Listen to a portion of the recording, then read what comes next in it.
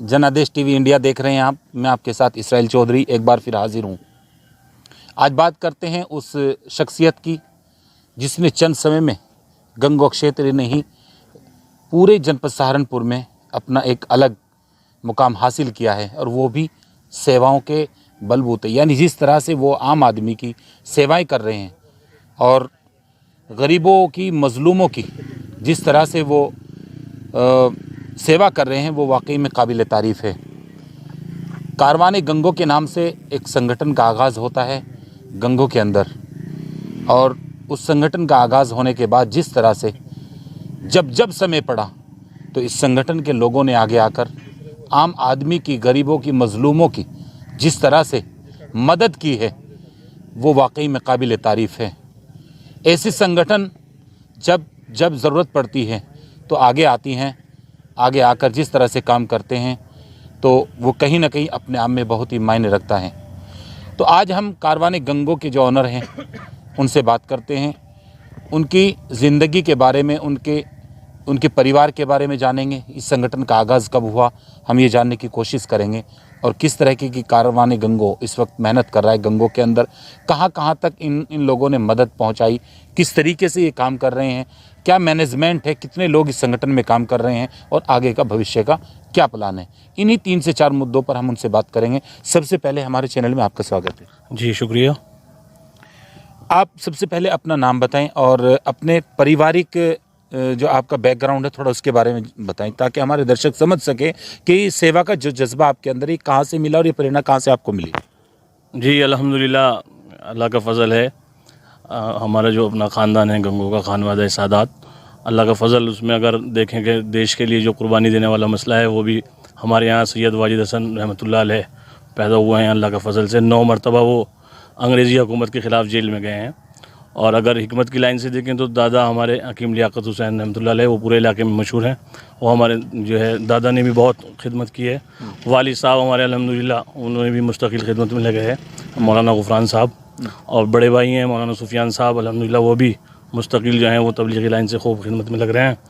तो कहीं ना कहीं ये जो हमारे बड़े हैं उनसे ही हमें एक सबक मिल रहा था, और अल्लाह का फ़ज़ल है आज एक कारवाने गंगोह के रूप में हमने ये सामाजिक संस्था शुरू की है। उससे अब ये हम ये सारी सेवाएं कर रहे हैं। कारवाने गंगोह की शुरुआत किस साल में हुई, कब हुई? जी कारवाने गंगोह 2019 में हमने इसकी बुनियाद रखी थी, 14 अक्टूबर 2019 को।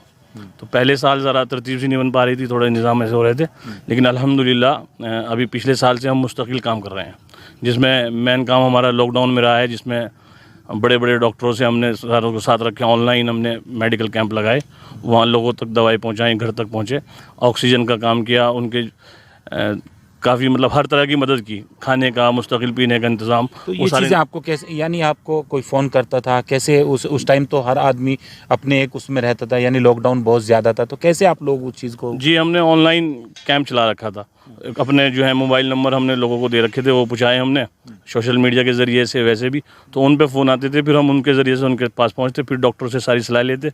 अगर किसी को हॉस्पिटल ले जाने की ज़रूरत होती तो हॉस्पिटल लेके जाते, ऑक्सीजन की ज़रूरत है तो ऑक्सीजन, यानी जो भी ज़रूरत होती थी फिर उससे मुस्तकिल काम करते थे।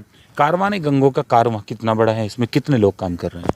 अल्हम्दुलिल्लाह कारवाने गंगोह मुस्तकिल जो आज 7-8 महीने से मेहनत कर रहा है, उसमें तकरीबन 300 से ज़्यादा लोग हमारे साथ जुड़े हुए हैं। और वैसे जो हैं हमारे जो काम करने वाले जो मुताहरिक साथी हैं वो भी माशाल्लाह 50-60 हो गए हैं।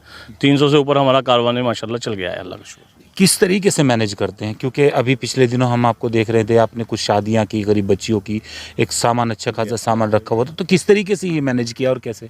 बस ये हमारे साथियों ने, अल्लाह का फ़ज़ल, अल्लाह ताला जज़ाए खैर दे हमारे साथियों को, सबको माशाल्लाह खूब बिल्कुल साथ लगे हुए हैं।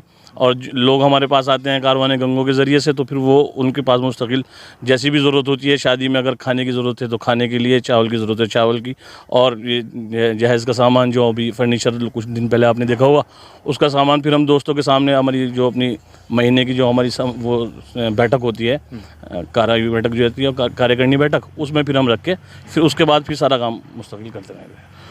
तो इसके अलावा भी आप और भी बहुत सारे सामाजिक कार्य हैं, किसी भी एक मजलूम के खिलाफ कोई कार्रवाई हो, कोई प्रताड़ना हो, चाहे वो किसी भी शख्स द्वारा हो, आप उनकी भी आवाज़ अक्सर उठाते रहते हैं? जी अल्हम्दुलिल्लाह, अल्लाह का शुक्र, अल्लाह का फ़ज़ल है। ये तो तय हुआ है जी कि बस जहाँ भी मज़लूम के साथ कोई मामला होगा तो मज़लूम के साथ, मज़लूम की आवाज़ बन के इंशाअल्लाह हम खड़े होंगे। और उसमें धर्म का कोई मामला नहीं है। वो इंसानियत के लिए हमें लड़ना है, चाहे वो कोई भी हो, सामने वाला अगर कोई जालिम है, चाहे कितना भी किसी भी मज़हब का है, किसी से भी वो ताल्लुक़ रखता है, अल्लाह का शुक्र उसके लिए हम खड़े होते हैं। बस गंगो शरीफ बहुत ही मशहूर जगह है और आलिमों की यहाँ पर एक बहुत बड़ी अल्लाह की तरफ से फजल है, करम है। तो आप एक बुज़ुर्गों की बस्ती से आते हैं, तो इस तरीके का एक कारवां आप चला रहे हैं, तो कैसा महसूस होता है? बस जी बहुत अल्लाह का बड़ा ही फजल है, अपना तो कोई कमाल नहीं है। और एक अजीब सी खुशी होती है, यानी जब लोग आके कहते हैं कि आप ये हमारा ये काम कर दीजिए, और फिर हम साथियों से मशवरा करके उनके सामने बात रखते हैं, और फिर जब वो काम हो जाता है, जो उनकी खुशी होती है और जो उनकी दुआएं होती हैं, यानी वो ज़बान से कह नहीं सकते, उसको हम बयान करने से कासिर हैं कि कैसी दिल को सुकून और कितना, यानी दुनिया भर के साजो सामान इकट्ठे करके वो सुकून हासिल नहीं हो सकता जो किसी गरीब की जो है मदद करके जो सुकून हासिल होता है। और यकीन ना हो तो आप भी करके देखें, और इसमें बेइंतहा सुकून। और जाहिर सी बात है, जब आदमी दूसरों की मदद के लिए खड़ा होगा तो ऊपर वाला भी मदद करेगा, और जब ऊपर वाले की मदद होगी तो सुकून ही सुकून है उसमें। आगे का प्लान कारवान गंगो का क्या है, किस तरीके का, और आगे अपना दायरा बढ़ाएंगे, गंगों से बाहर बढ़ाएंगे, लोगों को जोड़ेंगे, किस तरीके से अपने आकार बढ़ाएंगे? जी, हमारे बाहर के जो हमारे साथी हैं, मुस्तकिल उनकी कॉल, मुस्तकिल उनके मामले आते हैं कि भाई हमारे साथ हमें भी जुड़ें। लेकिन हमारा जो जहन चल रहा है वो ये है कि पहले कस्बे के अंदर पूरा निज़ाम बना दें। कस्बे में हमारे सामने जो मेन चीज़ है वो ये है कि हर महल्ले में एक ऐसा अपना कोई वो खोलें जिसमें डॉक्टर हमारे आके बैठ जाएं और फिर वो दवाइयाँ लोगों को दें हफ्ते के हिसाब से। तो मेन हमारा आगे की टारगेट जो यही है, वो जो मेडिकल कैंप हम अलग अलग लगा रहे हैं, उनको एक मुस्तकिल एक जगह बनाएंगे, तरतीब बना के, ताकि वो हर महल्ले में जाके फिर वो हफ्ते वाइज बैठें और फिर वहाँ उनकी खिदमत करें। अभी सर्दी आ रही है, इसके बीच भी कोई प्लान है संगठन का? जी अल्हम्दुलिल्लाह, अभी कंबल हमारे साथियों ने तरतीब बनाई है, कंबल इकट्ठे हो गए हैं। अब वो कंबलों की तरतीब बन रही है और वो बांटे जाएंगे।